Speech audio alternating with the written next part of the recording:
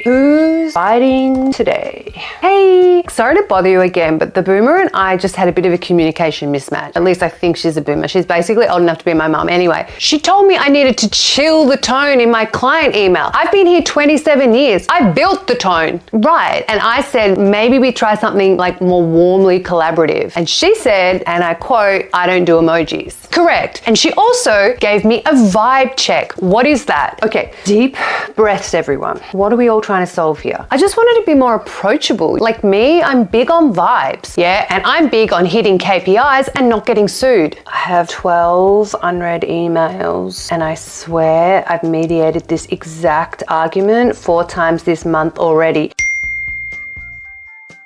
The process is that I cry in the break room. Want expert support for your team? Contact us to learn about our proven conflict resolution solutions.